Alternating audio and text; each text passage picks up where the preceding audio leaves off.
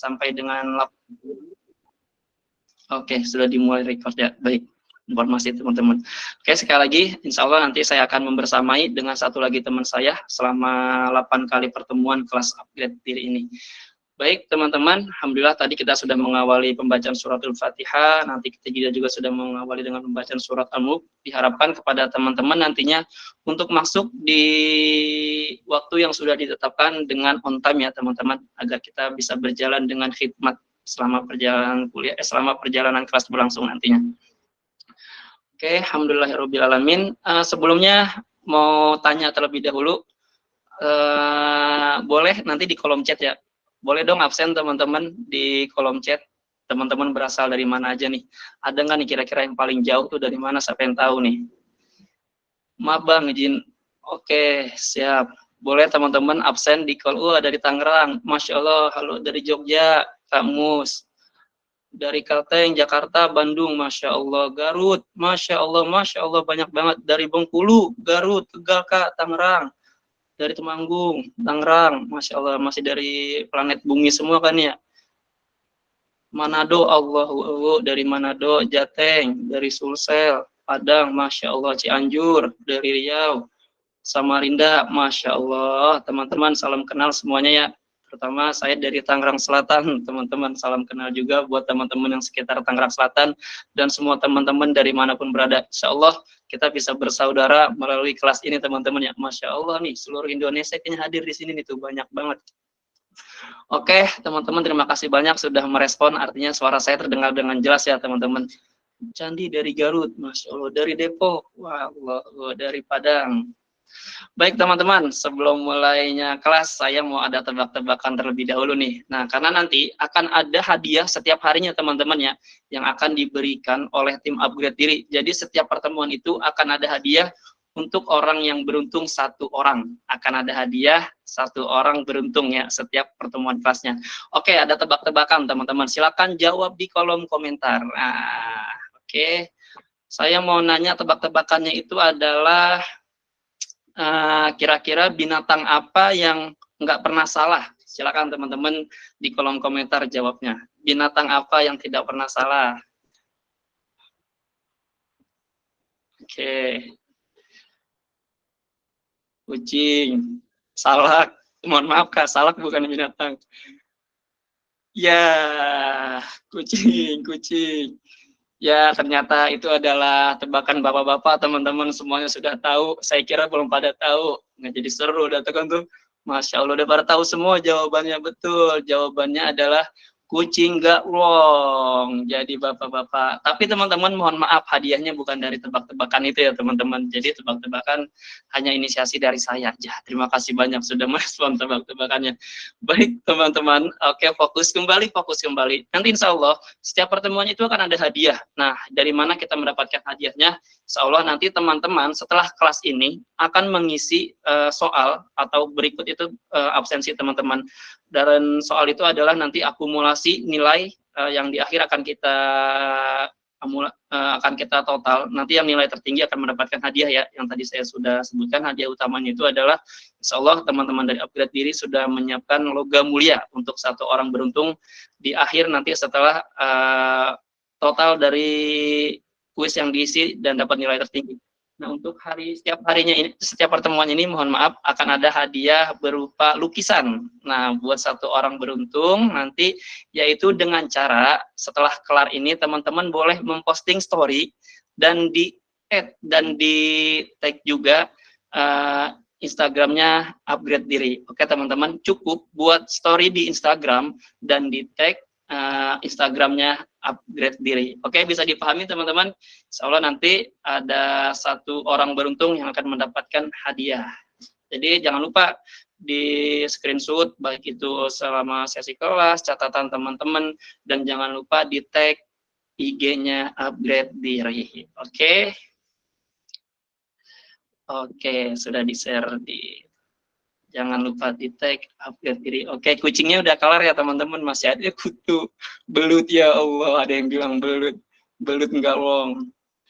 Oke teman-teman, alhamdulillah sekali lagi saya ingatkan agar teman-teman di posisi yang nyaman, sebisa mungkin coba smartphone-nya itu tidak dipegang agar bisa kondusif teman-teman mendengarkan juga agar tetap fokus. Baik, alhamdulillah untuk sesi selanjutnya itu adalah karena ini kelas perdana, maka akan ada sambutan terlebih dahulu oleh founder dari kelas upgrade diri dan founder juga dari relawan berbagi kebaikan, yaitu Kang Dik-Dik. Kepada Kang Dik-Dik, dipersilakan. Insyaallah. Assalamualaikum warahmatullahi wabarakatuh. Alhamdulillahirrabbilalamin. Terima kasih banyak Bang Rinaldo, Masya Allah. Diawali dengan, saya gembira banget ketika ada pertanyaan tentang itu ya, yang tadi ya. Tebak-tebakannya luar biasa, di luar ekspektasi saya. Padahal saya udah bapak-bapak ya, posisi.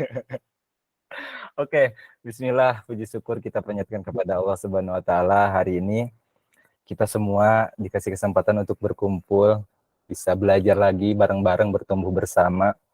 Insya Allah dalam keadaan sehat walafiat.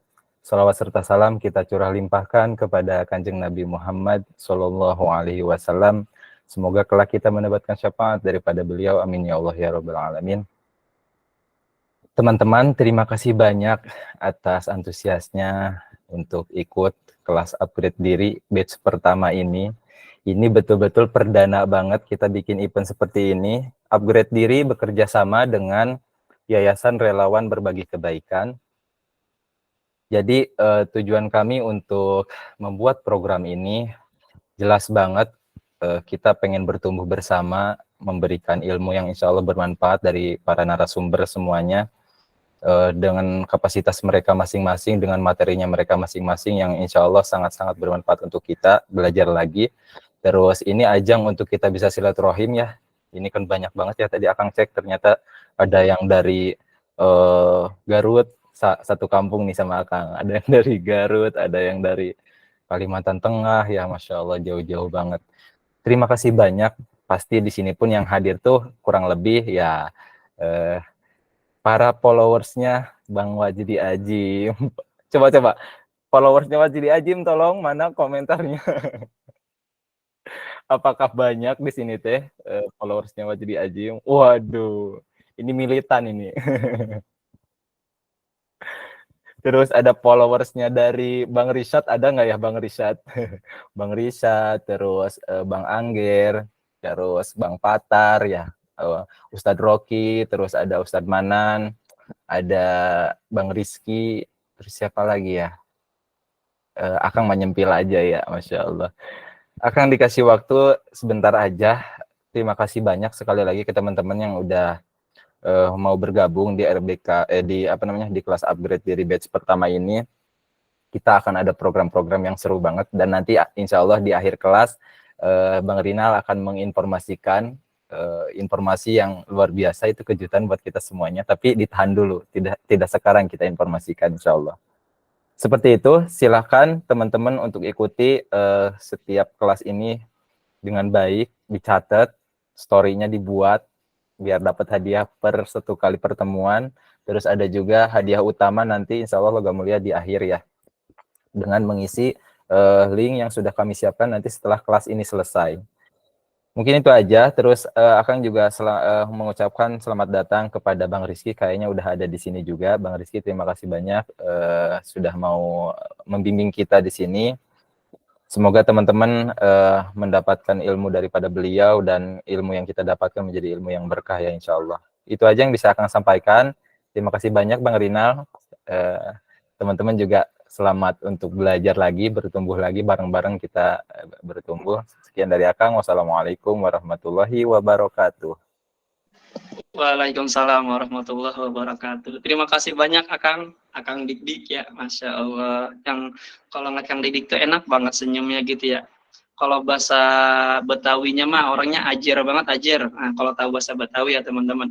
Ini mohon izin teman-teman udah angkat tangan aja mau ngapain pada belum dibuka ya sesi tanya jawabnya. Ini yang tadi ini ya, yang ditanya followersnya Bang Azim, Bang siapa lagi tuh, ada Bang Rishad Bay, ada lagi Ustadz Abdul Manan, ada Al-Fatar Angger, ada Bang Rishad Bay, ada Ustadz Rocky Mubarak, ada Kang Dik Dik juga terutama, sama ada Bang Wajdi Azim. Wah, alhamdulillah. Itu kemarin alhamdulillah Bang Wajdi Azim sudah sempat main ke rumah anak. Wah, senang banget main ke Tangerang Selatan. Salah satunya yang dikunjungin adalah rumah anak. Masya Allah, alhamdulillah.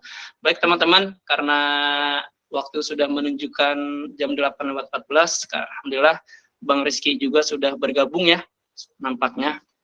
Satu teman-teman, ketika saya kemarin diajak sama Kang Dik Dik untuk menjadi tim upgrade diri, wah maka di situ saya senang banget teman-teman.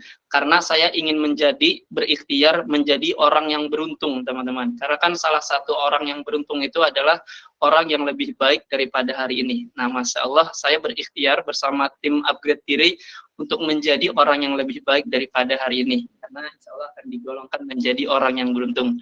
Dan terus saya juga nggak mau jadi orang yang rugi, karena tetap sama aja hari ini dengan hari kemarin. Apalagi menjadi orang yang celaka. Hari ini lebih buruk daripada yang kemarin.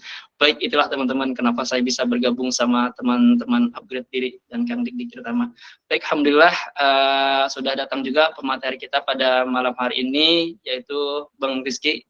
Berikut juga beliau adalah guru saya, partner saya diskusi juga. Beliau ini adalah pengamat sejarah dunia, teman-teman, penulis buku dan opini, lalu juga pelajar studi tafsir Al-Quran dan filsafat Islam maupun Barat. Nah, karya-karya beliau ini adalah, beliau sudah mempunyai buku ya teman-teman, yaitu buku Hidup untuk Tuhan, Rahasia Meraih Peradaban. Nanti bisa teman-teman kalau mau order langsung ke Bang Rizky ataupun ke saya ya teman-teman.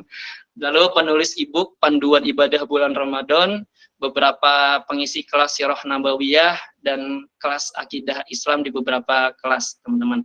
Baik, kepada Bang Rizky, kami silakan. Bismillahirrahmanirrahim. Assalamualaikum warahmatullahi wabarakatuh. Waalaikumsalam warahmatullahi wabarakatuh. Sehat? Alhamdulillah sehat, Bang Rinal, Bang Dik Dik. Ya, baik, Bang Rizky. Antum udah pada bapak-bapak, aneh masih dede-dede gemes dah. Oh, ilmuannya udah lebih bapak-bapak tapi dede gemes kayaknya ini. Iya, elah. Oke, bismillahirrahmanirrahim. Alhamdulillahirabbil alamin. Allahumma shalli ala Muhammad wa ala ali Muhammad. Jadi jujur ya, teman-teman, baru malam ini lagi saya berkesempatan untuk menyambangi teman-teman, baik teman-teman online maupun teman-teman offline tapi lewat online gitu ya. Yang jelas baru malam kali ini lagi, semoga tidak ada kata-kata yang keliru yang saya sampaikan ketika nanti menyampaikan sebuah materi.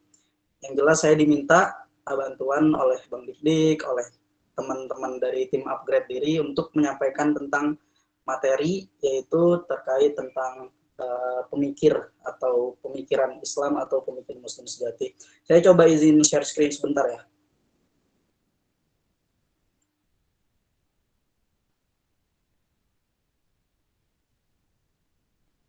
Masuk ya, belum masuk ya abang-abang? Belum, Bang Rizky, belum tampil di kita.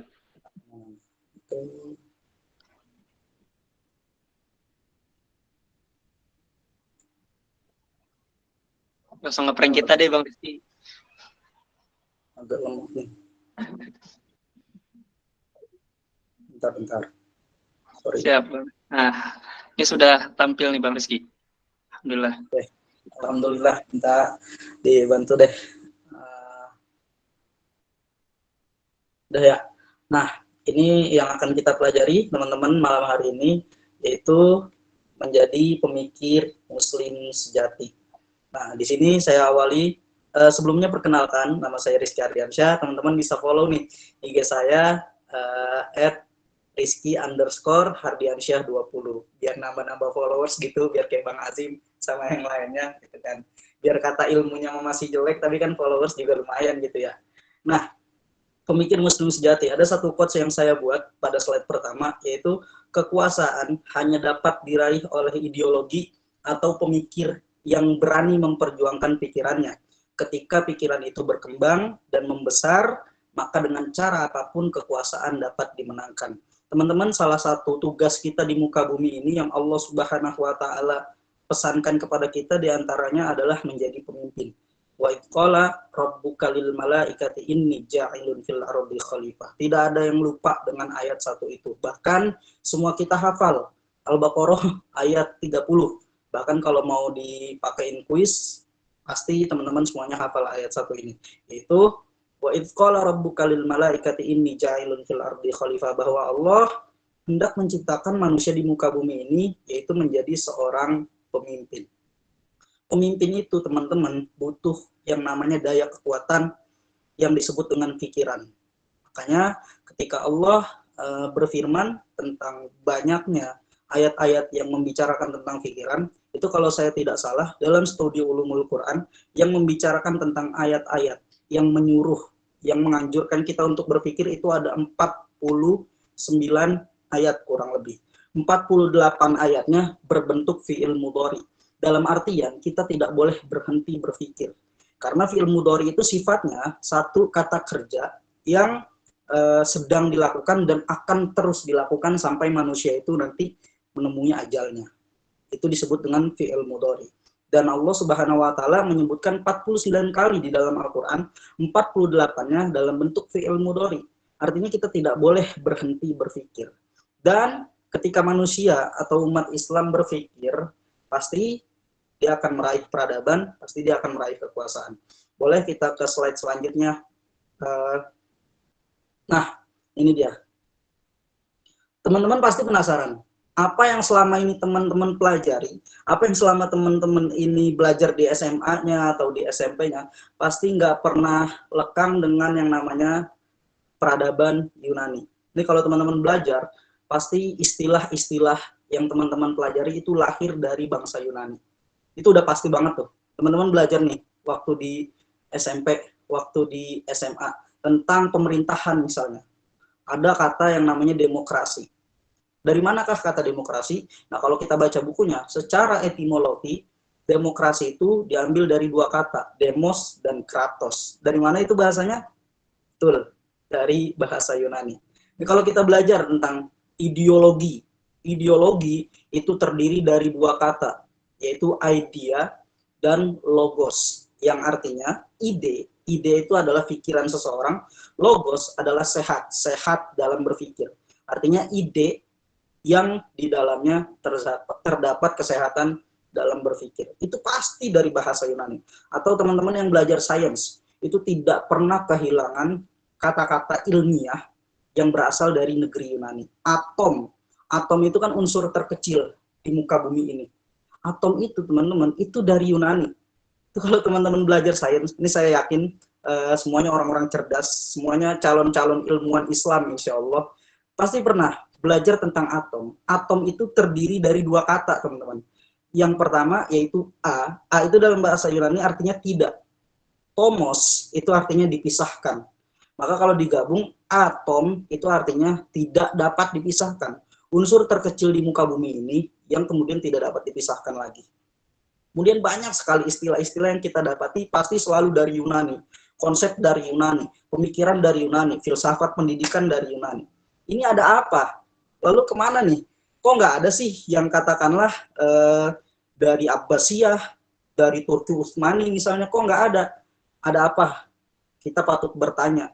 Padahal Allah Subhanahu wa taala, ini kalau secara pikirannya, kita harus skeptis, kita harus ragu. Allah Subhanahu wa taala kan katanya Tuhan yang paling keren. Ini kalau orang muslim ditanya, siapa yang menciptakan Donald Trump misalnya? Pasti kalian akan menjawab Allah. Nggak mungkin kalian akan menjawab Yesus, Bang Rizky, itu nggak mungkin. Mustahil. Coba orang-orang muslim, saya mau tanya, siapa yang menciptakan George Bush yang hari ini menjadi presiden Amerika? Allah, Bang Rizky. Nggak mungkin tuh ada yang jawab Yesus, Bang Rizky, nggak mungkin. Kalau setiap orang muslim ditanya seperti itu, pasti jawabannya Allah Subhanahu wa ta'ala. Tapi kenapa? Pertanyaannya, mereka ini kan Donald Trump, George Bush, Vladimir Putin, itu adalah sosok-sosok yang kata kalian itu adalah ciptaan dari Allah, tapi mereka tidak beriman. Lantas kenapa kita yang beriman kepada Allah tidak bisa menjadi seperti mereka? Itu tuh yang perlu kita gali malam ini. Itu yang perlu kita ambil hikmahnya, itu yang perlu kita cari. Kenapa? Strong why, kekuatan dari kenapa itu sendiri. Dan kenapa hari ini selalu dikaitkan dengan Yunani, Yunani, dan Yunani? Jawabannya gini teman-teman, simple jawabannya. Kaidahnya akan saya berikan. Peradaban hari ini, kita itu dipimpin oleh peradaban barat. Sepakat gak? Kita dipimpin oleh peradaban barat. Apa buktinya? Segala sesuatu kita berkiblat kepada barat. Teman-teman, makanan yang teman-teman makan itu bisa jadi diambil dari orang-orang barat. Atau fashion yang teman-teman gunakan itu bisa jadi diadopsi dari orang-orang barat. Atau katakanlah hiburan yang hari ini besar, yaitu industri perfilman Hollywood. Hollywood itu kan terdiri dari dua kata tuh, holy dan wood, artinya kayu suci. Kayu suci itu maknanya apa sih? Ada yang tahu nggak kira-kira makna dari kayu suci? Ada yang pernah belajar tentang filsafat Hollywood? Makna dari kata kayu suci itu adalah kayu sihir, teman-teman. Jadi ketika Anda menyaksikan film-film Hollywood, maka diri Anda itu akan tersihir dengan sendirinya. Pikiran Anda akan tersihir, akan terbawa. Maka nggak aneh tuh, ada orang yang sangat fanatik dengan Avengers. Ada orang yang sangat fanatik dengan, Harry Potter. Ada orang yang sangat fanatik dengan Hulk, dengan Transformer, dan segala macamnya. Saya nggak ngerti lah itu isinya apa aja. Yang saya tahu mah, ya cuman hero-hero atau pahlawan-pahlawan bikinan mereka yang saya tidak pernah kenal di dunia nyata. Yang saya hanya bisa membayangi kehebatan mereka di dunia maya. Sedangkan ketika kita mengharapkan kehebatan mereka membantu umat manusia di dunia nyata, itu tidak akan pernah terjadi. Tapi teman-teman tersihir, seolah-olah itu akan bisa terjadi di dunia nyata. Padahal tidak sama sekali. Itulah yang disebut dengan Hollywood. Lantas ada apa dengan Yunani ini? Gini teman-teman, peradaban barat hari ini itu banyak mengklaim, banyak mengakui, banyak mengadopsi sesuatu yang dia ambil dari peradaban Islam. Teman-teman, saya yakin ada yang belajar sejarah. Tahun 1924 itu adalah akhir tumbangnya peradaban Islam yang dipegang oleh Turki Utsmani. Sebelum itu, ada satu peradaban di Andalusia, namanya peradaban Spanyol, Umayyah di Andalusia. Mereka sudah runtuh di tahun 1492. Nah, keruntuhan mereka ini menjadi penyebab bangkitnya bangsa Eropa. Dan yang mungkin teman-teman pernah ketahui, atau mungkin yang teman-teman akan baru ketahui, di tahun 1492 itu, banyak orang-orang Eropa mengirimkan mahasiswa-mahasiswanya pergi ke negeri Islam untuk belajar. Ini nih poinnya nih. Banyak orang-orang Kristen yang di Eropa pada hari itu sedang mengalami yang namanya The Dark Age, masa kegelapan. Mereka ditindas oleh pemimpin-pemimpin mereka. Mereka dihabisi. Kesehatan mereka tidak terjamin. Ekonomi mereka terpuruk. Maka universitas Islam yang didirikan di Andalusia. Ada juga universitas yang didirikan oleh Nizamul Muluk, yang rektornya adalah Imam Abu Hamid Al-Ghazali, itu memberikan beasiswa gratis kepada orang luar negeri selain Islam untuk masuk belajar ke universitas Islam tersebut. Mereka masuk. Di antaranya teman-teman pasti pernah dengar nama-nama ini. Ada Leonardo da Vinci, ada Galileo Galilei, ada Francis Bacon. Mereka itu adalah orang yang otaknya teradopsi dengan sistem atau teradopsi dengan ilmu pengetahuan yang digali oleh Islam. Tapi masalahnya mereka tidak bawa akidah Islamnya. Yang mereka bawa adalah ilmunya. Mereka ambil ilmu Islamnya, akidahnya mereka tidak bawa. Dan mereka sombongkan ketika peradaban Eropa bangkit. Ketika peradaban Eropa bangkit, mereka tidak pedulikan dari mana mereka ambil ilmu pengetahuan, mereka hilangkan. Maka disinilah terjadi distorsi sejarah. Mereka nulis buku-buku sejarah, mereka tulis buku-buku ilmu pengetahuan. Mereka berpikir, dulu gua belajar di universitas Islam, gua belajar dari ulama-ulama Islam, dari ilmuwan-ilmuwan Islam, tapi gue nggak mau ngakuin kalau Islam ini agama yang hebat. Gimana caranya agar supaya ilmu pengetahuan ini diakui, tapi Islamnya tidak diakui di peradaban ini? Maka mereka ambil satu peradaban yang pernah maju sebelum Islam, yaitu peradaban Yunani. Sampai sini paham nggak nih kira-kira? Maka mereka ambil istilah-istilah dari peradaban yang pernah maju sebelum Islam, yaitu peradaban Yunani. Sejarahnya gini, peradaban Yunani itu lahir 900 tahun sebelum Masehi. Kalau saya bilang 900 tahun sebelum Masehi, itu artinya 900 tahun sebelum Nabi Isa lahir. Karena kata-kata Masehi itu bernisbat kepada Nabi Isa yang dijuluki Isa Al-Masih atau Isa Al-Masehi.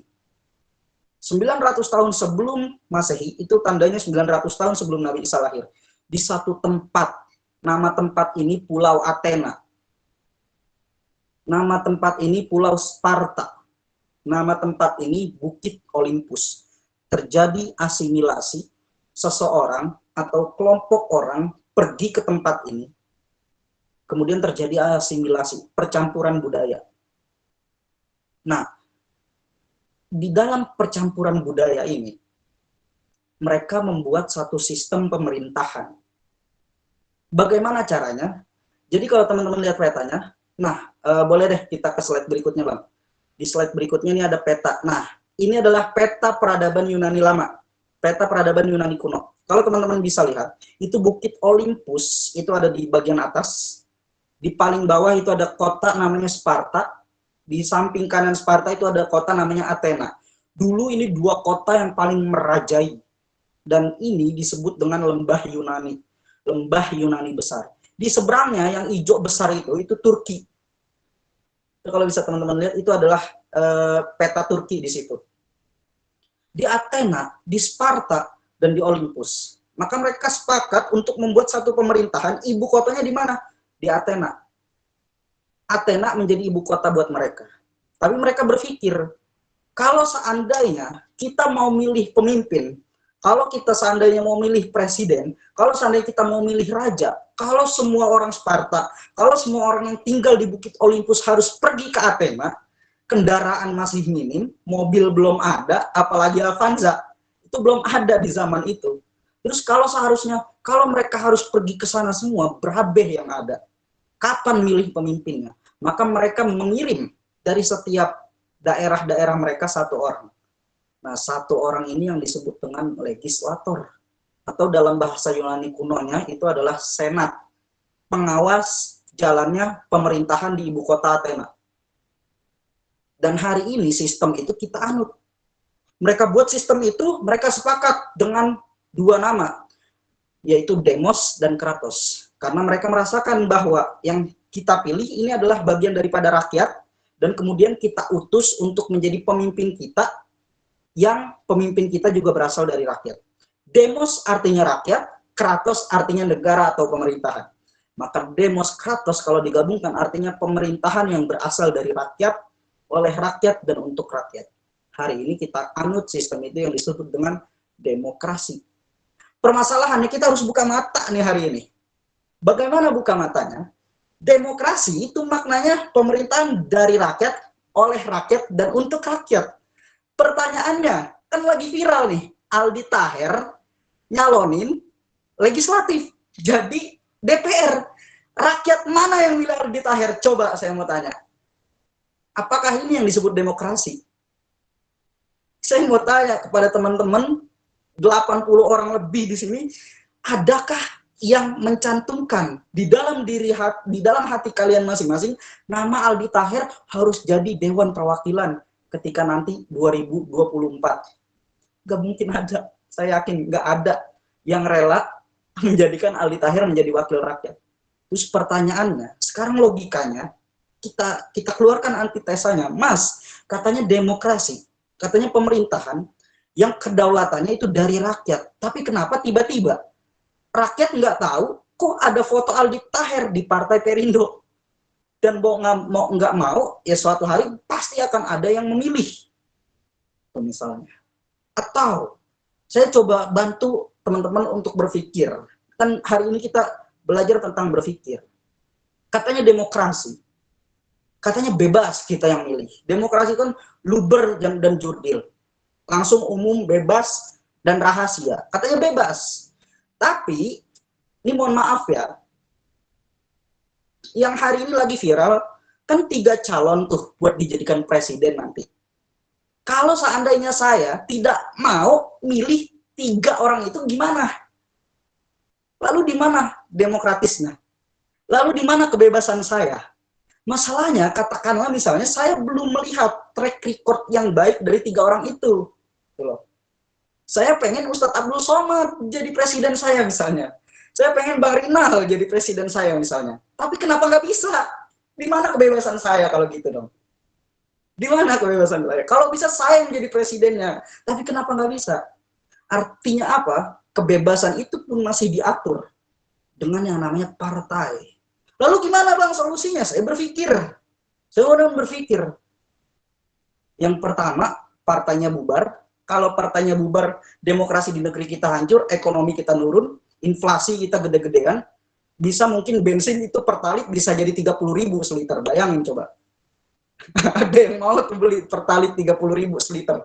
Kemarin 14.000 aja kita keteteran gitu kan. Atau yang kedua, kita tantang partai ini nyabut kader orang-orang yang cerdas, bukan orang-orang yang berduit, gitu loh. Sekarang yang mereka cari itu orang-orang berduit, bukan orang-orang yang cerdas. Nah, ini kita kembali kepada sistem Yunani. Mereka mengatakan bahwa kita ini demokrasi udah keren banget, mengadopsi sistem Yunani yang paling keren. Yunani dulu mereka mengirimkan orang dengan otaknya, tapi hari ini partai memilih kader dengan uangnya. Itu bedanya. Di situ letak bedanya. Maka hari ini yang kita pilih itu orang-orang beruang, bukan orang-orang berotak, bukan orang-orang berpikir.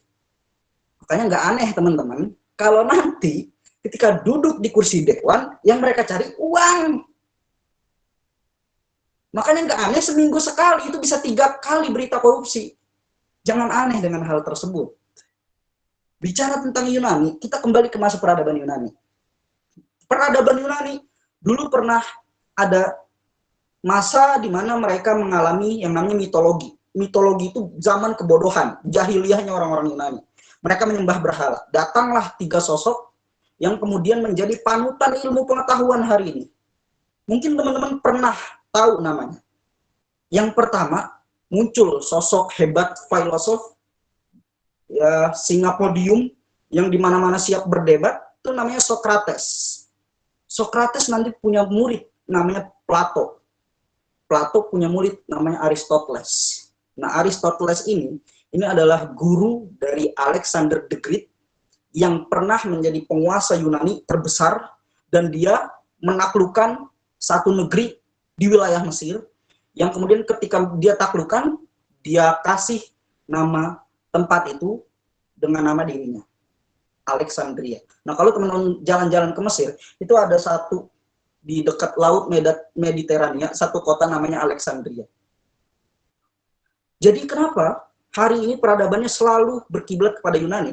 Karena orang-orang Barat mengklaim bahwa dulu pencetus ilmu pengetahuan adalah Socrates, Plato, dan Aristoteles itu. 3 orang itu tadi kita kembali 900 tahun sebelum Masehi. Tapi saya mau bantah.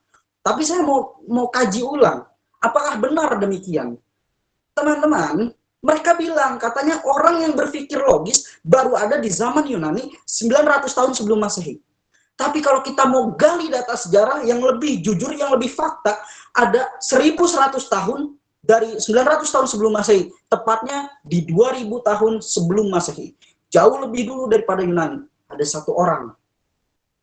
Orang ini cerdas. Orang ini hebat, pandai dalam berdebat, berpikir luar biasa, luas pikirannya. Tapi orang ini mendapati tantangan yang sangat luar biasa. Di antaranya, orang ini mempunyai ayah, yang ayahnya sendiri menyembah berhala, dan kemudian membuat patung berhala itu sendiri. Orang ini diusir karena mendebat ayahnya. Kalau kamu mendebat saya usir. Diusir orang ini. Ketika diusir, menemui satu kelompok sedang menyembah berhala. Dia tantang. apakah Tuhanmu itu adalah batu yang engkau sembah itu? Tidak, sebenarnya Tuhanmu itu adalah bulan. Dia menunjuk kepada bulan. Inilah Tuhan, hadza Rabbi, kata dia. Inilah bulan, inilah Tuhan kita. Kenapa? Karena hakikatnya secara logika, kalau kita mau berpikir, Tuhan itu harus yang lebih besar daripada manusia. Lah kalau patung, manusia yang bikin, kalau hancur manusia yang hancurin. Ini lebih hina daripada manusia. Maka orang ini bilang, Tuhan itu adalah bulan, karena bulan jauh lebih besar daripada manusia. Tiba-tiba, sampai kemudian malam itu hilang. Berganti pagi. Dia bilang, tidak, Tuhan saya itu tidak hilang. Maka bulan bukan Tuhan saya. Ini nih Tuhan saya, matahari. Dia menunjuk kepada matahari. Tuhan saya nih yang ini nih, kata dia. Kenapa? Karena sinarnya jauh lebih terang daripada bulan, dan energinya jauh lebih menguatkan alam semesta, kata dia. Ini Tuhan kita. Tapi masuk waktu maghrib, yang dianggap Tuhan matahari itu hilang. Maka dia bilang, tidak, Tuhanku tidak akan pernah hilang, karena dia lahir sebelum aku lahir. Mohon maaf, karena dia ada sebelum aku ada, dan tidak pernah dilahirkan, dan akan tetap ada ketika aku tiada. Siapa dia? Nabi Ibrahim alaihissalam. Dan data sejarah tidak pernah menuliskan.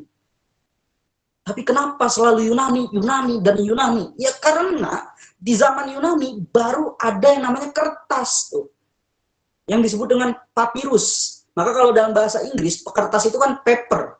Diambil dari kata Yunani, dari kata Mesir kuno, papirus. Papirus itu gabungan kayu yang dibentuk tebal jadi kayak kertas. Dan di situ, di zaman Yunani waktu itu, percetakannya betul-betul digamangkan oleh Alexander the Great, Alexander yang agung tadi.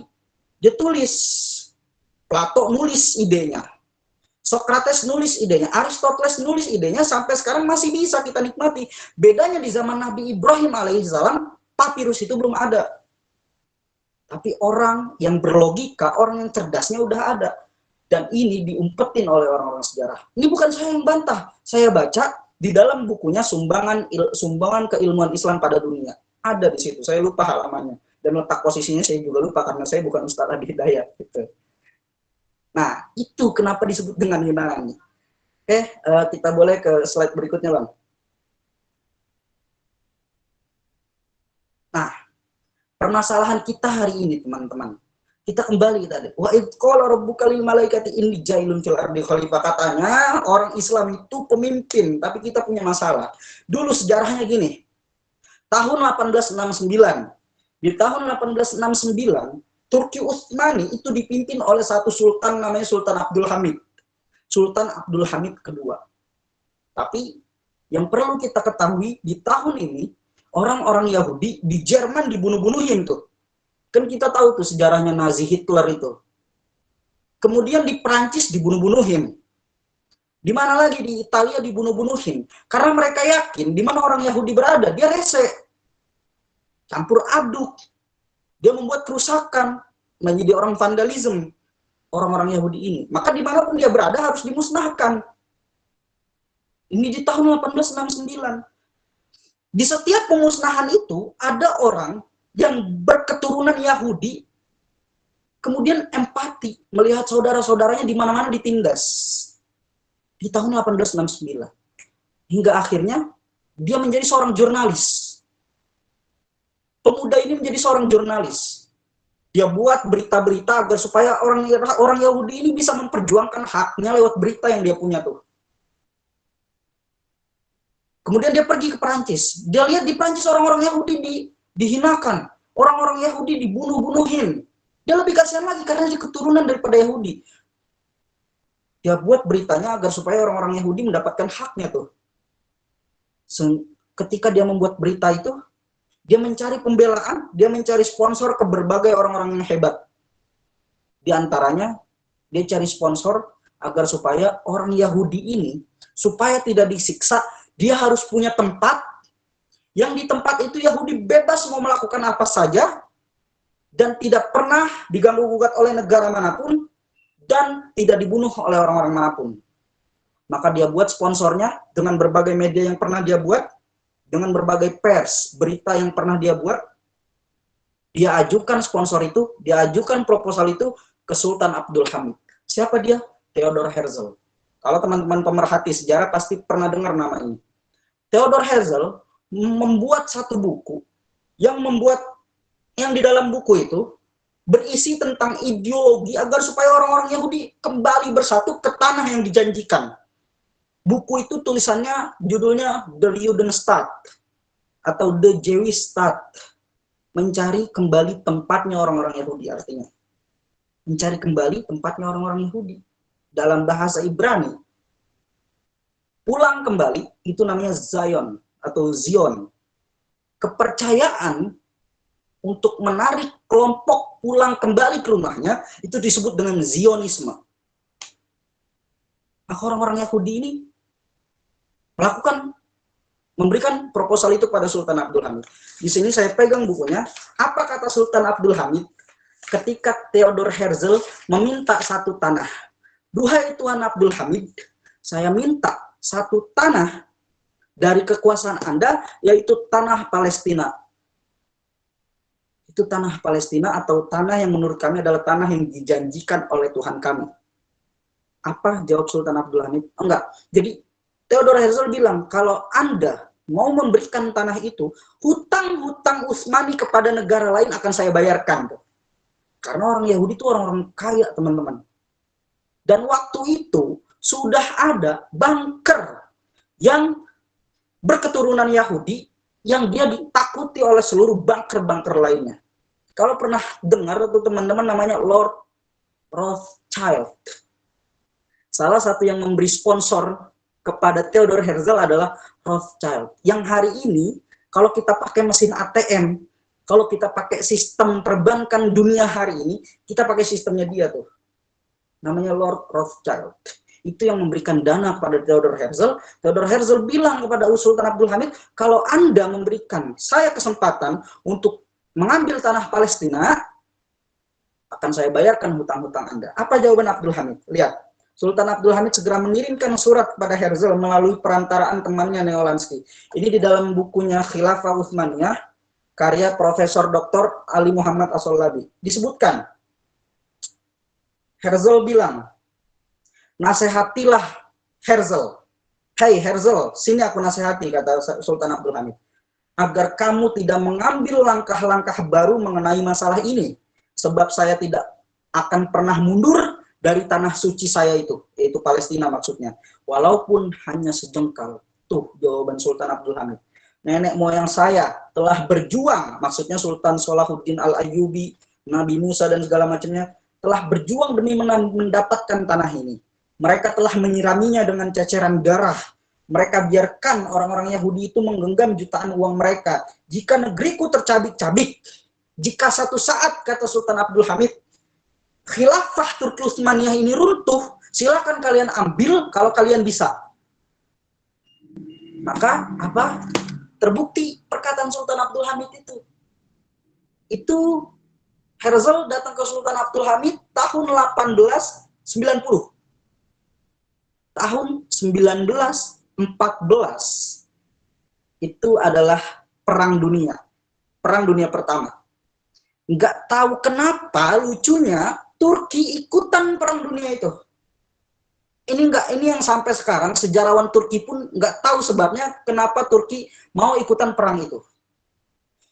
Turki berada di blok sekutu.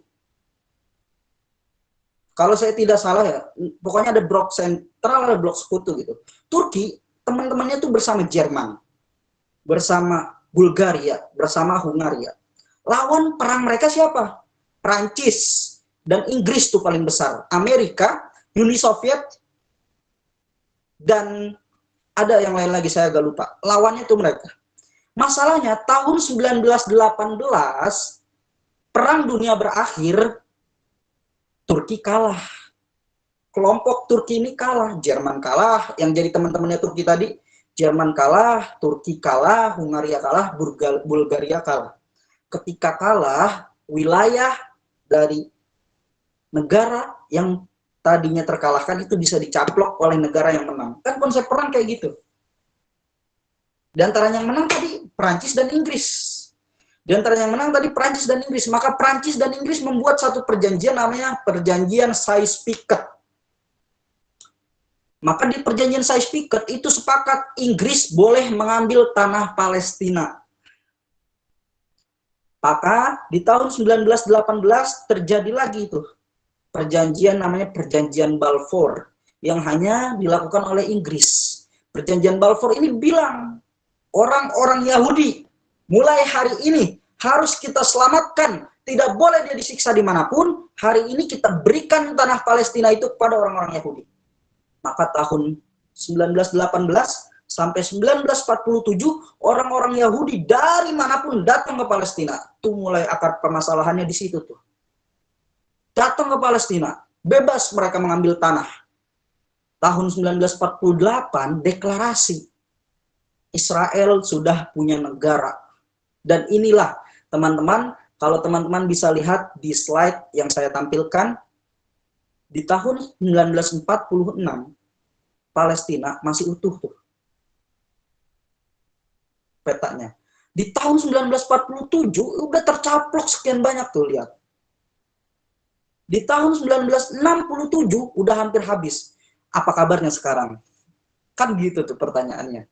Sekarang jauh lebih parah tuh. Bahkan kalau teman-teman buka Google Maps itu nggak ada yang namanya Palestina. Hanya ada Israel. Apakah ini konflik politik? Ini yang jadi pertanyaan kita. Mereka bilang, kelompok mereka bilang ini konflik politik, ini konflik kekuasaan. Mas, kalau ini konflik politik, harusnya sudah selesai. Karena Palestina sudah hilang. Paham nggak sih maksudnya? Karena Palestinanya sudah hilang, PBB sudah mengakui Israel sebagai negara, ya konflik politik clear. Harusnya Israel juga tidak menjajah lagi kalau ini konflik politik. Tapi ini konflik agama, guys. Bos, ini konflik agama. Kenapa? Buktinya Israel sudah mencaplok sebanyak daerah itu, tapi dia masih penasaran sama yang namanya Baitul Maqdis. Kan itu lucunya. Dia masih penasaran pengen nyaplok Baitul Maqdis. Dan motif kita membela Palestina itu adalah motif agama juga, teman-teman. Kenapa? Karena kalau dia motifnya adalah politik, dia sudah putus asa. Orang-orang Palestina hari ini, kalau motifnya politik, mereka sudah putus asa. Karena mereka sudah tidak diakui PBB, mereka sudah tidak punya negara. Tapi mereka menyandarkan konflik ini pada konflik agama. Mereka yakin, sebesar apapun wilayah Palestina kita dicaplok, jangan sampai Baitul Maqdisnya. Begitu. Baitul Maqdisnya jangan sampai kena. Itu poinnya. Jadi kenapa ini disebut dengan konflik agama? Jangan pernah dengar ini konflik politik doang. Ini cuma candaan politik doang. Ini cuma inceran politik orang-orang yang butuh kekuasaan. Tidak. Ini bukan sekedar konflik politik, teman-teman. Tapi ini konflik agama. Boleh kita ke slide berikutnya, Bang? Itu masalah pertama tuh. Masalah kedua, Muslim kita di Uighur. Tahun 2015, lihat nih sholat Jumat di Uighur. Tahun 2019 sudah dilarang. Kita nggak sakit hati gitu? Kita nggak tertarik gitu untuk membela mereka? Kita nggak punya giroh gitu untuk membangkitkan orang-orang di sana? Dan kalau teman-teman datang ke sana, ada pedagang di Uighur yang setiap berdagang dulu dengan jenggotnya yang panjang, hari ini jenggotnya sudah hilang tuh. Di bulan Ramadan, pemerintah Cina menurunkan satu aturan bagi Muslim di Uighur itu tidak boleh berpuasa mengikuti agamanya. Kan lucu tuh. Ini permasalahan kita. Ini permasalahan yang saya sebut, ini permasalahan yang besarnya saja. Banyak sekali permasalahan-permasalahan yang jauh lebih besar dan itu jauh lebih banyak tuh yang harus kita selesaikan seharusnya. Lalu lantas PR kita tuh apa? Apa yang harus kita lakukan sebagai seorang Muslim? Boleh kita ke slide berikutnya, Bang? Nah, kenapa hal itu bisa terjadi? Ini jawabannya.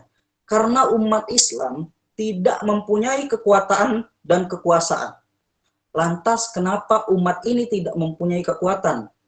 Alasannya adalah karena umat ini malas berpikir dan tidak berani terjun dalam pertarungan pikiran. Kita nggak ada yang berani tuh untuk debat. Kita tidak ada yang berani buat mikir. Kita tidak ada yang berani untuk hal itu. Sebab sejatinya, ini kata Syekh Yusuf Al-Qaradawi. Saya ambil dari kitab Majmu' Al-Fatawa. Syekh Yusuf Al-Qaradawi bilang, sejatinya kuatnya suatu peradaban didasari atas kuatnya 3 unsur. Yaitu, pertama, penguasanya. Yang kedua, pemikirnya. Yang ketiga, pengusahanya. Hari ini, penguasa Rothschild, orang Yahudi. Penguasa dipegang oleh 2 negara adidaya. Amerika yang ideologinya rata-rata Yahudi, ada Rusia yang komunis, tidak ada Islam di situ. Vladimir Putin itu Rusia, komunis. George Bush itu Amerika, yang kebanyakan dari mereka politikusnya politikus Yahudi. Itu penguasanya. Pengusaha dunia hari ini siapa? Lord Rothschild, Yahudi. Pemikirnya hari ini siapa? Orang-orang hebatnya siapa hari ini? Teknokratnya. Bill Gates, Mark Zuckerberg, orang Yahudi. Tidak ada orang Islam di situ. Bayangkan. Maka kata Syekh Yusuf Al-Qaradawi, kalau penguasanya dari Yahudi, pemikirnya Yahudi, pengusahanya Yahudi, maka berarti peradaban dipegang oleh Yahudi. Seandainya penguasanya adalah Muslim, pemikirnya Muslim, pengusahanya Muslim, pasti peradaban itu adalah peradaban Islam. Dan kita pernah punya itu. Dan kita pernah punya momen itu. Maka dalam Islam menjadi seorang pemikir itu adalah penting. Kenapa? Kita lihat di slide berikutnya. Bahwa menjadi seorang pemikir itu penting. Allah Subhanahu wa ta'ala berfirman. Boleh Bang di slide berikutnya? Nah. Alladzina yadhkuruna Allaha qiyaman wa qu'udan wa ala junubihim. Wa yatafakkaruna fi khalqis samawati wal ard. Rabbana ma khalaqta hadza batila subhanaka faqina adzabannar. Di sini ada 2 kata yang berkesinambungan kalau teman-teman belajar tafsir. Alladzina yadhkurunallaha qiyaman wa qu'udan. Dia yang mengingat, dia yang berzikir terhadap Allah, ingat kepada Allah qiyaman dalam waktunya dia ketika berdiri, wa qu'udan maupun ketika dia lagi duduk, wa ala junubihim maupun dia dalam keadaan junub. Ada satu kalimat lagi yang berkesinambungan, wa yatafakkaruna fi khalqis samawati wal ard. Ketika dia diri, ketika dia duduk, apa yang harus dia lakuin gitu loh. Yang harus dia lakuin untuk berzikir kepada Allah yaitu adalah berfikir, wa yatafakkaruna fi khalqis samawati wal ard. Berfikir tentang ciptaan Allah yaitu langit dan bumi. Kita disuruh mikirin alam semesta, teman-teman. Karena sejatinya alam semesta hanya 2, langit dan bumi. Planet-planet itu tinggalnya di langit tuh. Bumi ini tempat yang kita pijak. Itu artinya kita suruh mikirin itu. Tapi hari ini kan yang dipikirin sama umat Islam, nih mohon maaf ya, saya coba kritik buat teman-teman, yang teman-teman ngaku Islam. Hari ini kita masih repot ngafalin Al-Quran. Lah salah Bang Rizky? Enggak. Apakah harus kita tinggalin Bang Rizky untuk ngafalin Al-Quran? Tidak, karena kita ketinggalan. Maksud saya gini, dulu di zaman peradaban Islam, Imam Syafi'i itu hafal Al-Qurannya 10 tahun. Imam Bukhari 9 tahun hafal Al-Qurannya. Ibnu Sina usia 16 tahun hafal Al-Qurannya. Setelah itu dia mikirin tentang alam semesta. Udah selesai dengan Al-Qurannya tuh. Lah kita hari ini usia 37 tahun masih hafalnya Qul huwallahu sama Anas tuh. Itu bedanya kita. Repotnya kita masih di situ tuh. Maka kita nggak selesai-selesai. Bagaimana peradaban kita akan naik lagi kalau seperti itu? Kan kuncinya di situ. Dan berpikir itu adalah bagian daripada zikir kata ayat ini. Alladzina yadhkurunallaha qiyaman. Kalau dia berpikir dalam keadaan qiyam, berdiri, dalam keadaan duduk, qu'ud, itu dia harus memikirkan alam semesta. Dan itu yang dilakukan oleh ulama-ulama kita di zaman dulu, di zaman Abbasiyah, di zaman Utsmani, di zaman Umayyah. Beda dengan kita. Kalau kita usia 30 tahun masih belajar tahsin tuh. Kalau kita usia 40 tahun masih ngafalin ijazah tuh. Ijazah, Anasrullah, ada yang ijazah, ada yang ijazah, ada yang ijazah. Itu ketuker-tuker tuh. Kalau kita masih kayak gitu, maka kapan kita akan bangkit? Boleh kita slide berikutnya, Bang? Itu tuh poin kita. Kita malas berpikir, teman-teman. Kita malas memikirkan alam semesta ini. Boleh Bang ke slide berikutnya? Nah, ini data mulai dari, kalau teman-teman lihat ya, ini data dari tahun 2000 sampai 2013. Nobel itu adalah raihan atau prestasi ilmuwan dunia.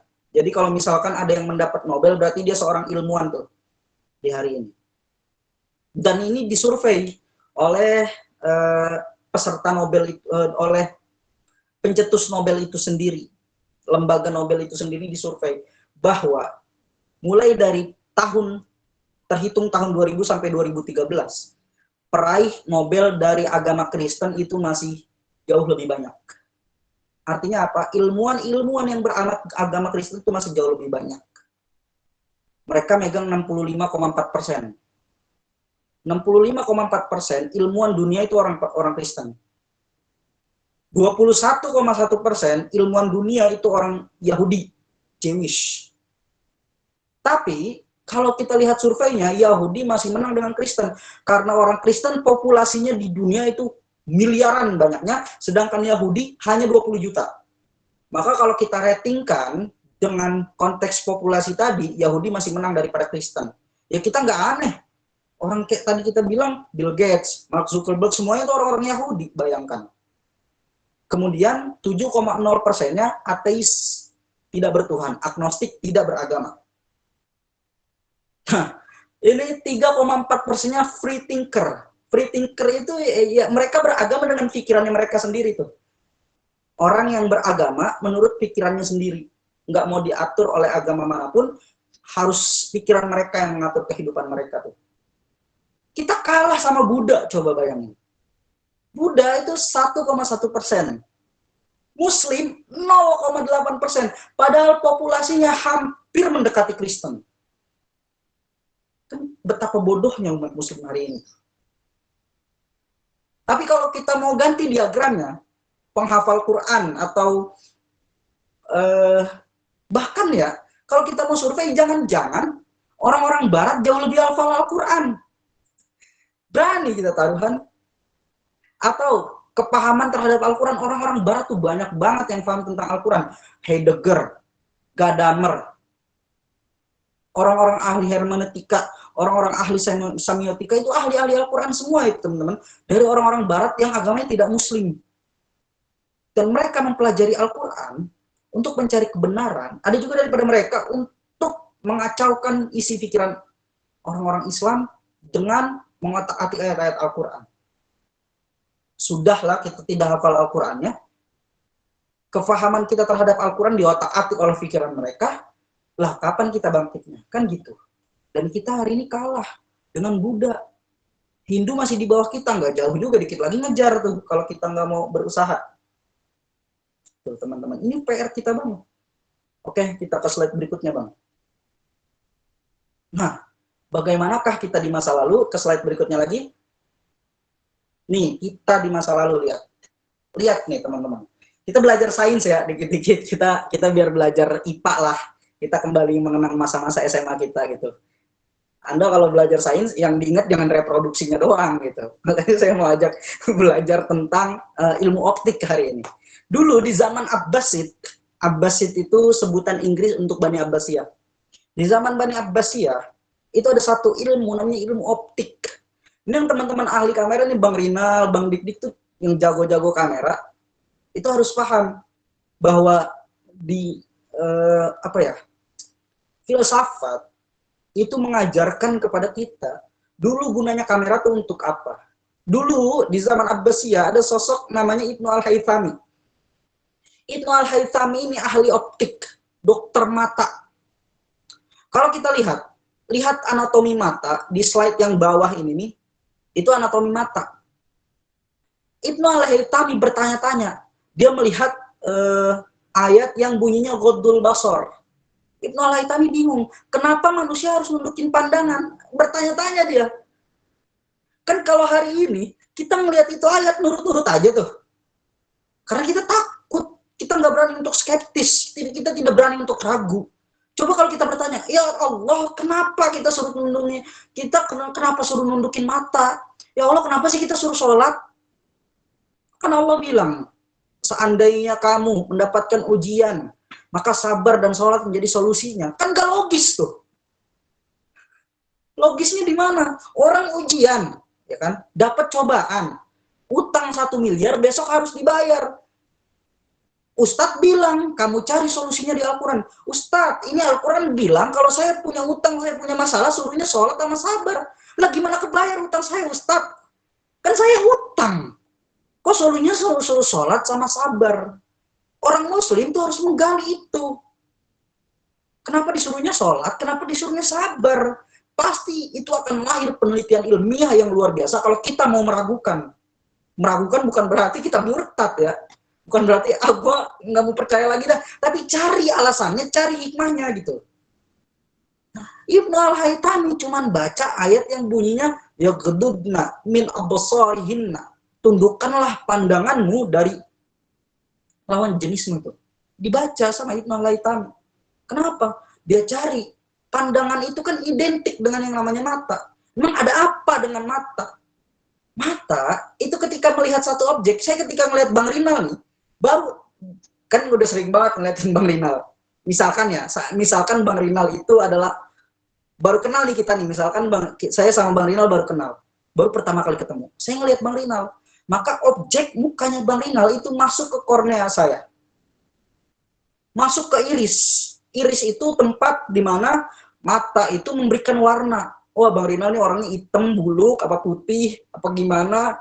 Jenggotnya warnanya hitam, apa abu-abu, apa kuning warna jenggotnya. Rambutnya warnanya ungu atau apa. Itu iris tuh kerjanya.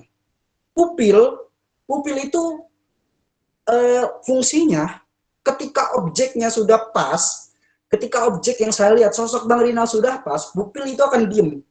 Tapi kalau ketika dari jauh, pupil itu akan negesin, melotot tuh artinya. Jadi kalau kita melotot tuh pupil kita yang bekerja. Ketika kita melotot, pupil kita yang bekerja. Masuk ke lensa. Lensa fungsinya untuk fokus. Lensa itu fungsinya untuk fokus. Jadi didiemin dulu, ngelihat Bang Rinal. Dari lensa masuk ke saraf, dari saraf masuk ke otak. Saya merem, saya pulang, pasti saya ingat mukanya Bang Rinal. Percaya itu fungsinya mata tuh kayak gitu. Maka jangan aneh. Kenapa disuruh tundukin pandangan? Kalau kita nonton video porno nih teman-teman, ini problematika kita hari ini juga salah satunya nih. Kalau kita nonton video porno, ya kita nonton video porno, itu sekali kita liatin, sejam, 2 jam kita liatin, kebesokannya kuota kita habis, itu di otak kita tetap tersimpan video itu. Kebayang nggak sih? Meskipun kita udah nggak ngeliatin itu videonya, tapi dengan saraf tadi itu tersimpan di otak. Karena kerjanya mata seperti itu. Ibnu Al-Haytami membuat satu teknologi. Dia mengandalkan cahaya bulan. Bulan dalam bahasa Arab artinya al-qamaro, qamarun.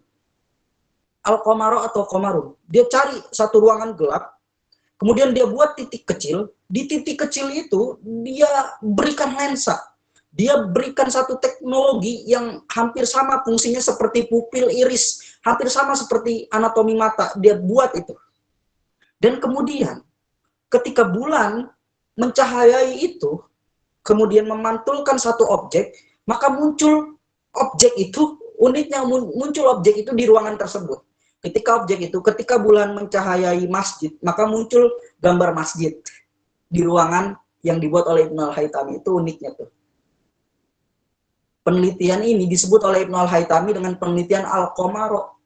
Diadopsi oleh orang-orang Amerika jadi kamera. Dan hari ini itu masih kita gunakan, teman-teman. Kita nggak bisa lepas dari yang namanya kamera. Dan hari ini saya ngomong di depan kamera. Saya bersyukur ada sosok Ibnu Al-Haytami yang bisa menjadikan saya melihat Bang Rinal meskipun nggak ketemu secara langsung gitu. Itu kerjanya. Dan ketika kamera kita klik cekrek, sekali cekrek itu langsung nyimpen di memori. Sama kayak mata. Sekali cekrek, kita pergi nih ke Monas. Hari ini misalkan, sore ini kita pergi ke Monas, kita foto tuh Monas. Besok kita di rumah. Monas itu tetap tersimpan di memori HP kita. Sama kayak mata. Hari ini kita nonton video porno, besok otak kita habis, video porno itu masih ada di otak kita, masih bisa kita pikirin. Berfantasilah kita. Kamera tuh kayak gitu cara kerjanya. Kedokteran, kita punya Ibnu Sina. Hebat. Teknokrat, ada Abbas bin Firnas. Mungkin teman-teman udah tahu kisahnya, nggak perlu saya ceritakan lagi. Filosof, ada Imam Al-Ghazali. Seni musik, ada Ishaq Al-Mausuli. Ishaq Al-Mausuli cuman turun tangga nih. Turun tangga, dia mukulin besi yang panjangnya beda-beda. Dia pukul di besi yang ini, suaranya kayak gini. Dia pukul di besi yang lebih panjang, suaranya beda lagi. Dia pukul di besi yang lebih panjang lagi, suaranya beda lagi. Dia kemudian membuat penelitian. Ini Ishaq Al-Mausuli. Dia kemudian membuat penelitian. Penelitian itu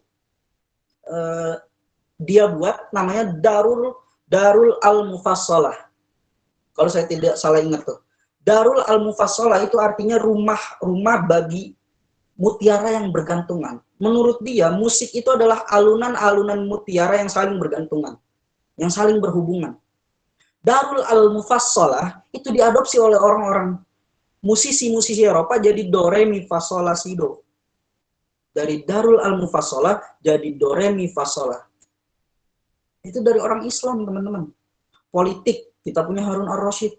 Teknokrat, kita punya Abbas bin Firnas. Kedokteran, kita punya Ibnu Sina. Di zaman itu. Kenapa? Karena berpikir. Karena kuncinya berpikir. Oke, kita ke slide berikutnya, Bang.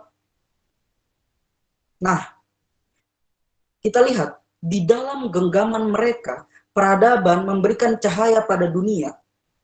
Kesengsaraan minim adanya.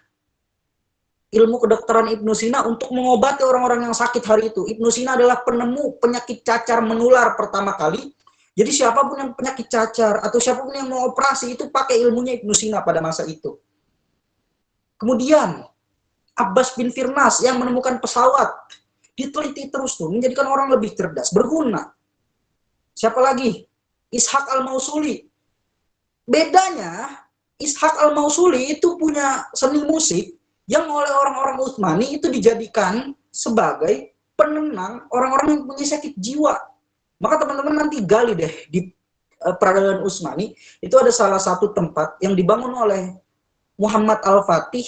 Di situ ditampilkan pertunjukan musik yang di depannya ditonton oleh orang-orang yang sakit jiwa. Nama musik itu konun, diadopsi oleh orang-orang Eropa jadi canon. Kalau teman-teman pernah dengar, teman-teman musisi pasti tahu canon in D. Atau canon yang nadanya dari D tuh. Itu diadopsi dari musik konun. Maka kalau saya bikin snapgram, saya suka tuh pakai musik-musik konun itu, musik-musik konun dari Turki itu. Musik yang ditemukan Ishaq Al-Mausuli itu digunakan untuk apa tadi? Untuk menghilangkan kesetresan orang-orang gila. Orang-orang gila tuh bisa sembuh di zaman orang-orang Utsmani. Zaman sekarang orang-orang waras jadi gila. Itu bedanya tuh. Gara-gara denger musik juga, guys. Bedanya tuh di situ. Kesengsaraan minim adanya. Sampai pada masanya Renaissance terjadi. Kebangkitan Eropa. Semua diakibatkan melemahnya daya pikir umat Islam. Boleh kita ke slide berikutnya, Bang? Nah, apa dampak melemahnya daya pikir umat Islam? Kita ke slide berikutnya.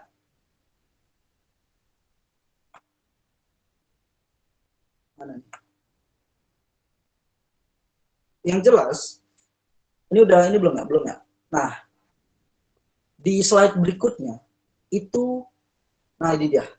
Di slide berikutnya ini adalah sosok ilmuwan-ilmuwan Eropa yang ketika itu muncul di zaman Renaissance, kebangkitan Eropa. Yang pertama ada Albert Einstein yang menemukan nuklir, yang menemukan relativitas waktu. Nuklir, wah teknologi yang luar biasa dong. Kalau kita lihat, keren banget. Membantu persenjataan dalam peperangan-peperangan misalnya. Charles Louis Montesquieu. Ini adalah pencetus ideologi trias politika. Apa bang trias politika? Trias politika itu adalah sistem politik yang kita anut hari ini, teman-teman. legislatif, yudikatif, dan eksekutif. Lembaga eksekutif misalnya presiden, penjalan penggerak pemerintahan itu presiden. Legislatif adalah wakil rakyat, DPR.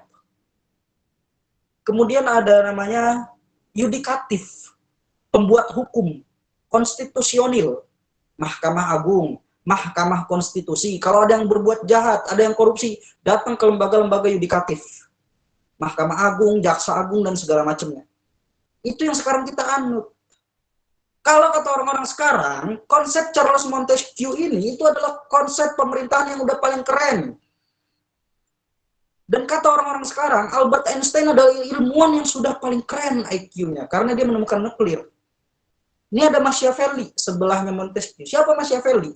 Seorang politikus yang membongkar kebobrokan raja-raja, pejabat Prancis. Machiavelli bilang, di dalam di dalam pemerintahan itu orang-orangnya orang-orang busuk semua, kata Machiavelli. Yang dia menjadi pejabat merasa bahwa kekuasaan itu bisa abadi, kata Machiavelli. Maka dari Machiavelli ini lahirlah istilah yang namanya politik belah bambu. Kalau sekelompok pejabat ingin menguasai dunia, maka ada satu kelompok yang harus dia tindas. Kan cara belah bambu gitu. Kita kalau belah bambu, ini filsafat belah bambu. Kalau belahnya nggak pakai pisau, itu belah bambunya tuh caranya injek yang satu diangkat. Satu kelompok diangkat, satu kelompok diinjek. Itu istilahnya dari Machiavelli lahirnya. Kemudian ada Isaac Newton yang menemukan gaya gravitasi. Kita lihat di slide berikutnya. Nah, inilah hasil penemuannya Albert Einstein, bom atom. Ini nih hasil penemuannya Montesquieu yang katanya demokrasi. Mahasiswa pada demo dibunuh-bunuhin, ditembakin pakai gas air mata. Coba bayangkan tuh, hasil peradaban hari ini. Ini nih yang katanya konsep Charles Montesquieu itu paling keren. Lihat orang-orang DPR kita, wah ribut di dalam rapatnya mereka. Kalau kalau kondisi negara lagi normal, ini kalau teman-teman memperhatikan tuh YouTube-nya DPR, saya sering memperhatikan. Di setiap rapat-rapat yang kondisinya normal, itu cuma 20% yang hadir. Dari 20% itu juga 10%-nya tidur tuh saya yakin. Sisanya absen.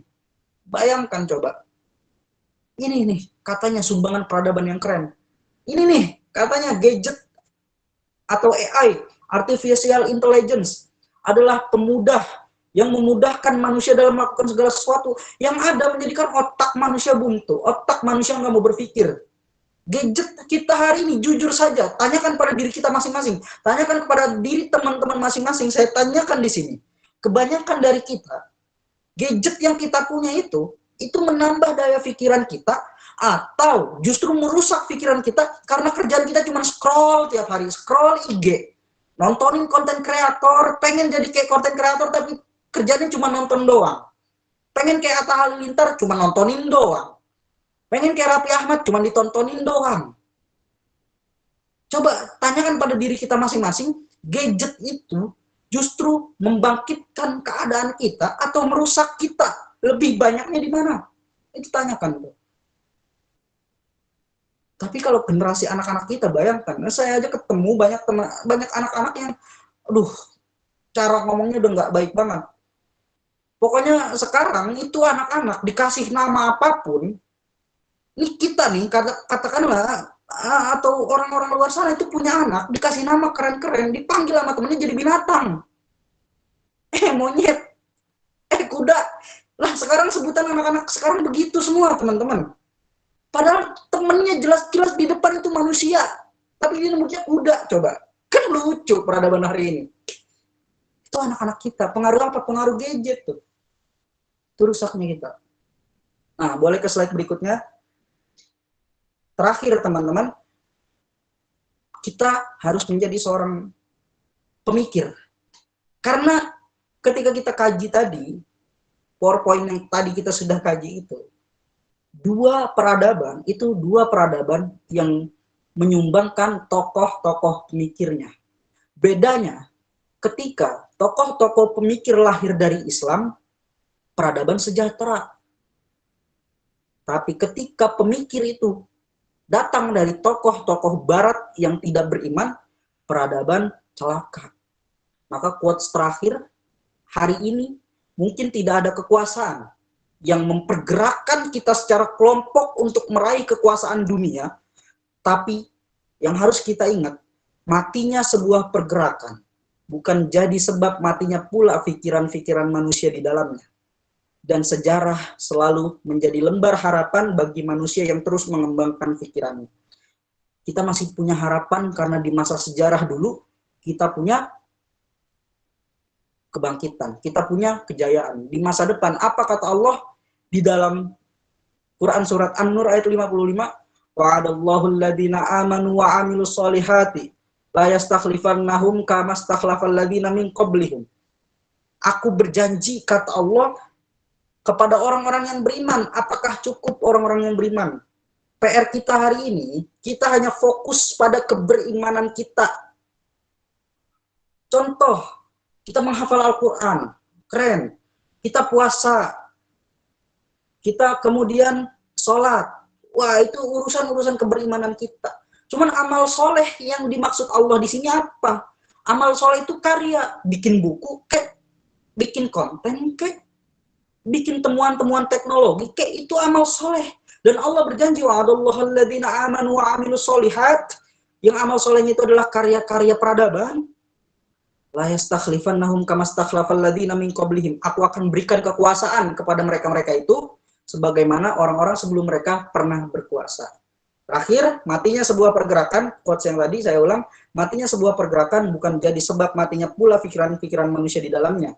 Dan sejarah selalu menjadi lembar harapan bagi manusia yang terus mengembangkan pikirannya. Billahi taufiq wal hidayah. Assalamualaikum warahmatullahi wabarakatuh. Waalaikumsalam warahmatullahi wabarakatuh. Terima kasih banyak kita ucapkan kepada Bang Rizky.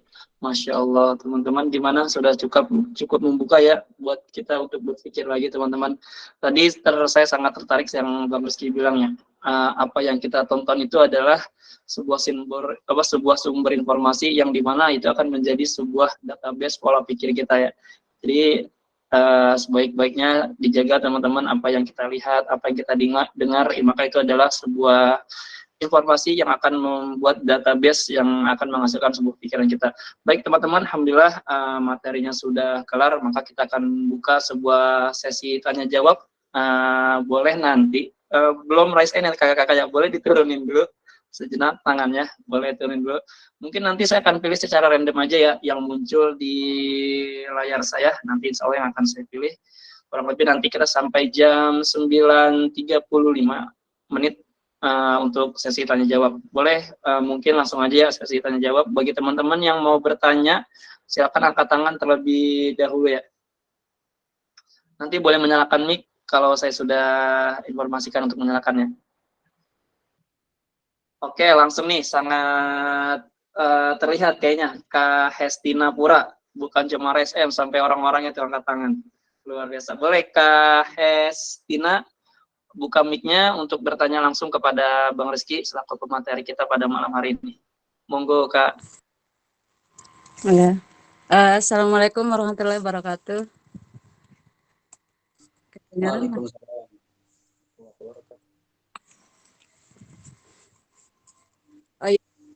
Izin bertanya Ustadz. Siap. Sekarang tuh kan biasanya kayak mereka sholat, tapi mereka sholat hafal Al-Quran, tapi kadang menerapkan isi yang ada di dalam Al-Quran. Nah itu salah satunya karena inilah kurang pemahaman dan kurang berpikir secara Islam. Nah itu kayak solusinya itu gimana supaya kita pola pikirnya Islam dan kelakuannya juga Islami. Terima kasih. Ini dijawab dulu apa gimana nih Bang Abang? Boleh langsung dijawab dulu Bang Rizky.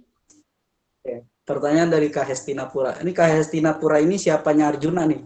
Hestinapura ini kan kerajaannya Mahabharata ya kan? Kisah Mahabharata itu.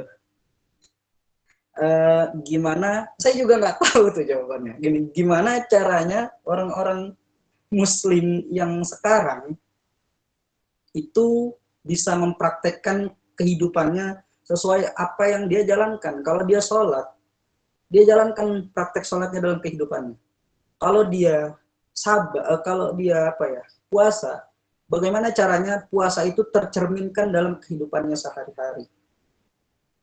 Memang agak sulit ya, ini permasalahan kita. Tapi yang jelas, saya mau kembalikan pada konteks tadi.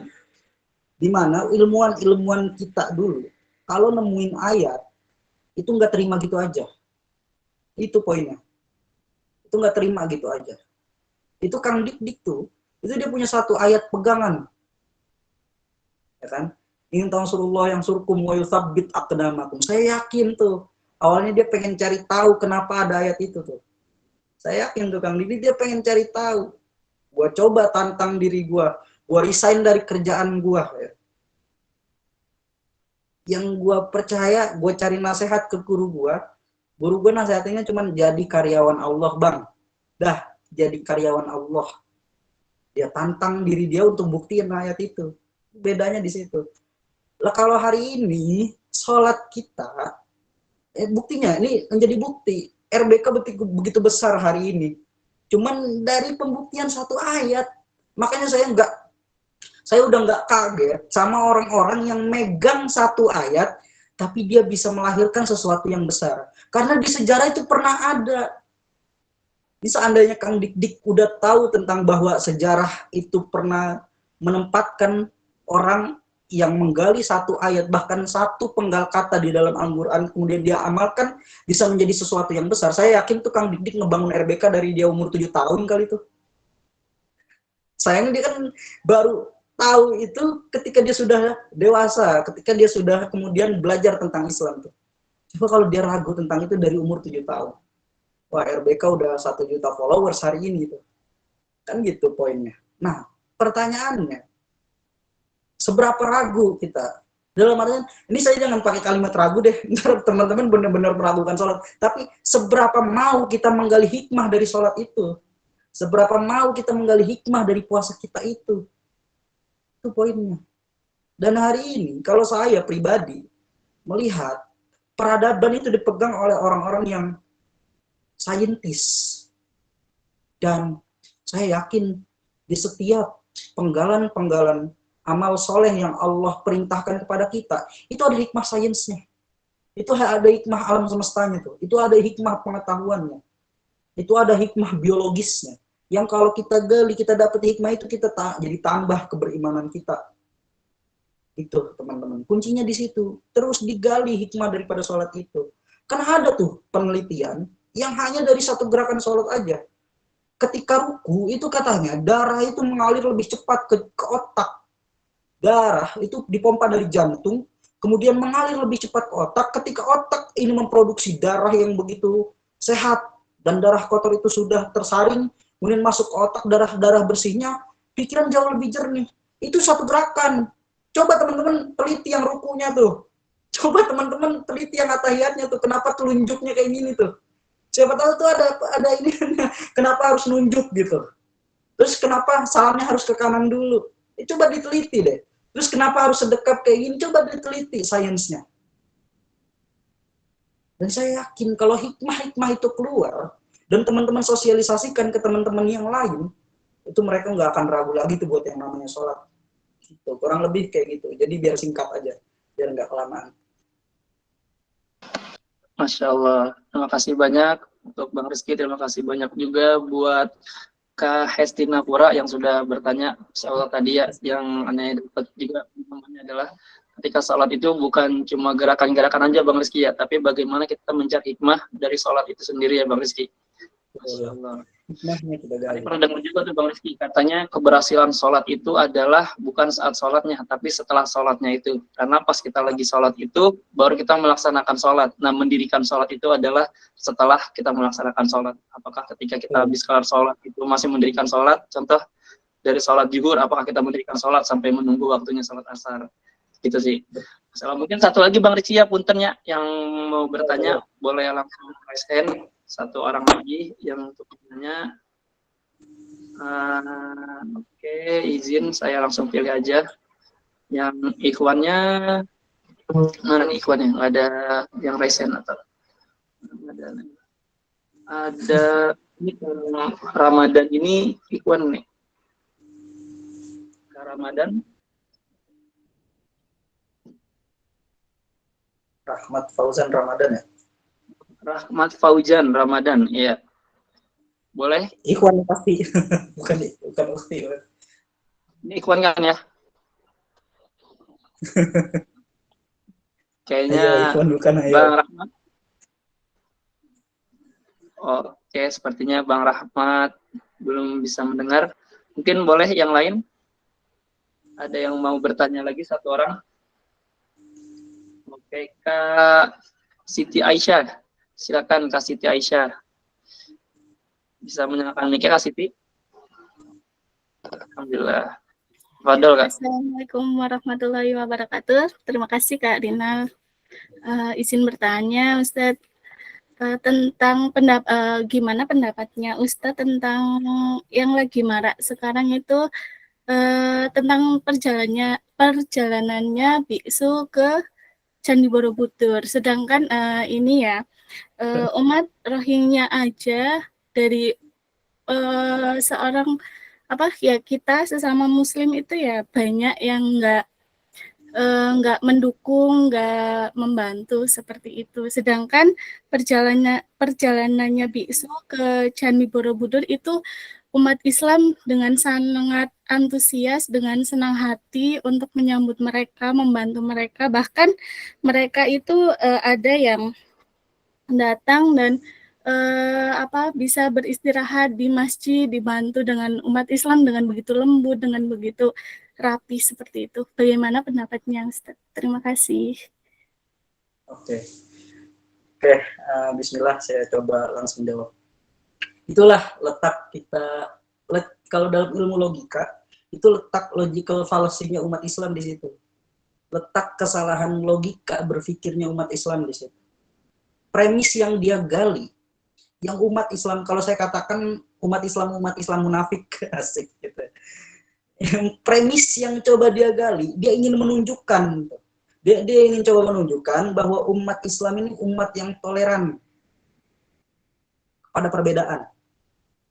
Dia ingin tunjukkan itu dengan cara dia membantu orang, ini kaidah ya, dia membantu orang dari selain agamanya untuk menjalankan ibadahnya.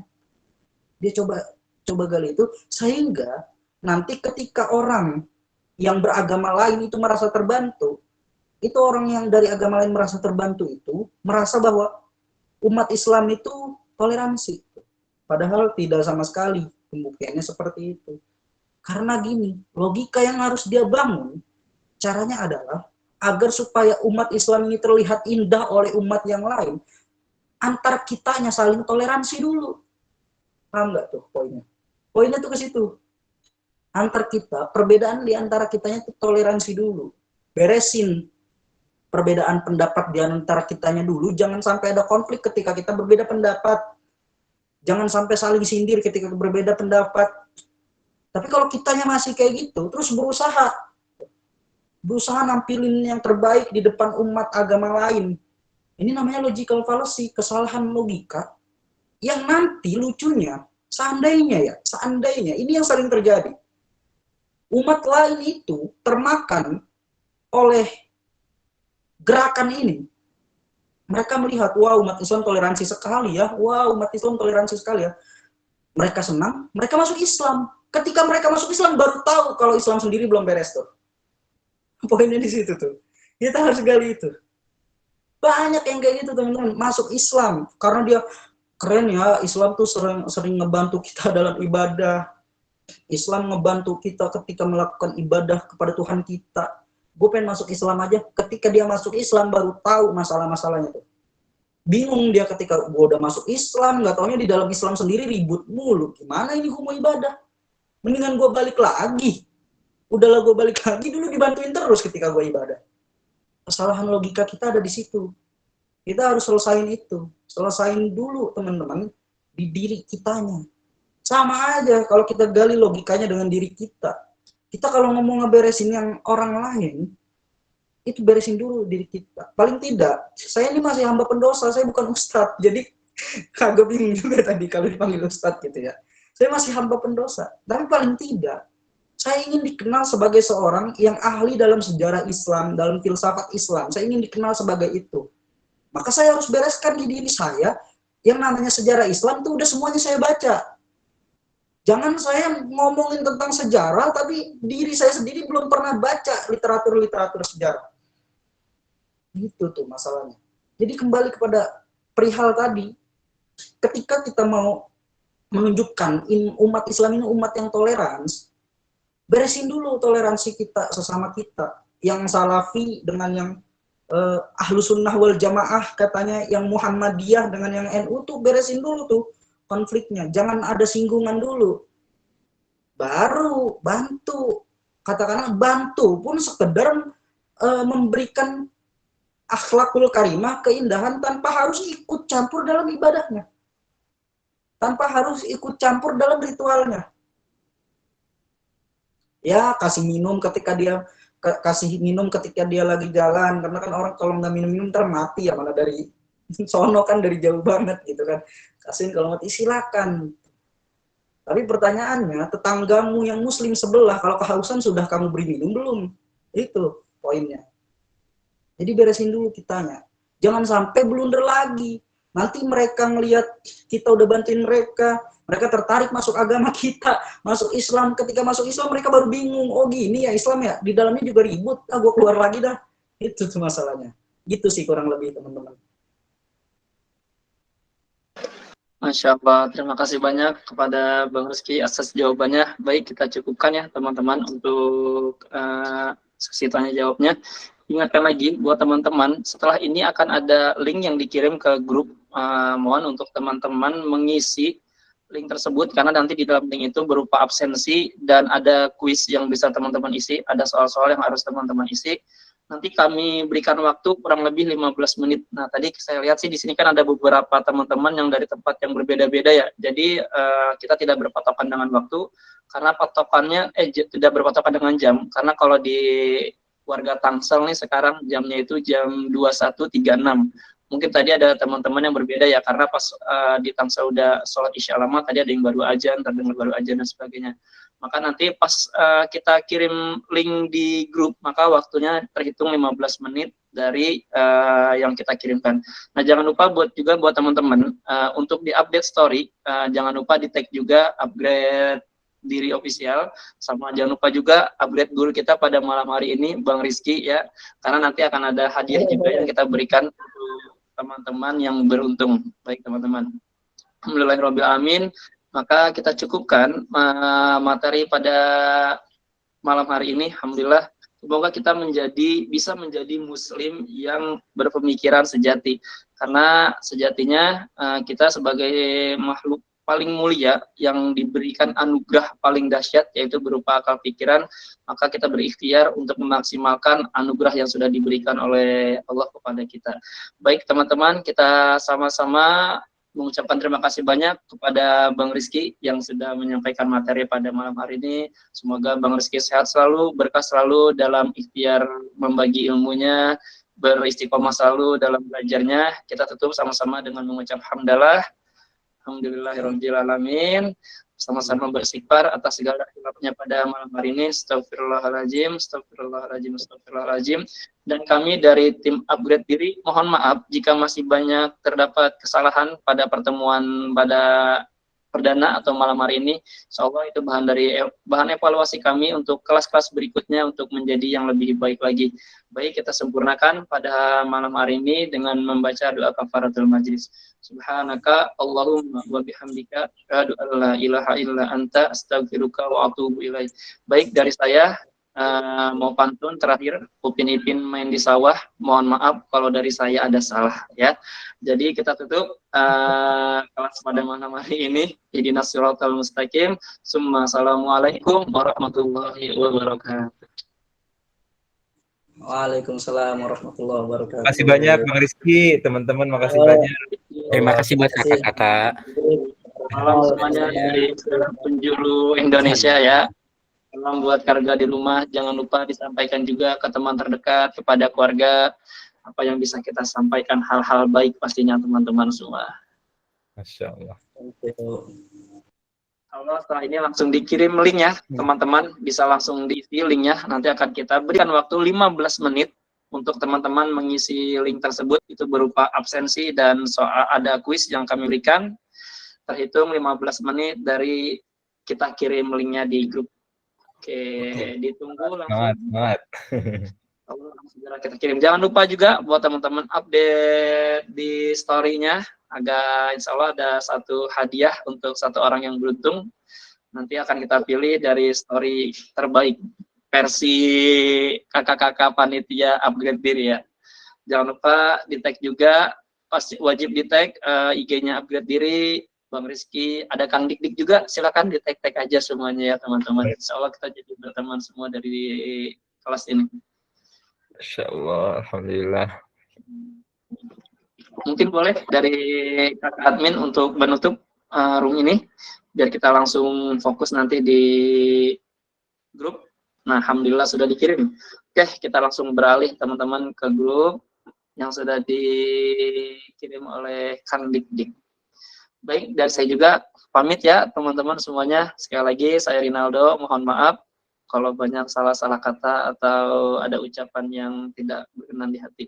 Assalamualaikum warahmatullahi wabarakatuh. Waalaikumsalam warahmatullahi wabarakatuh.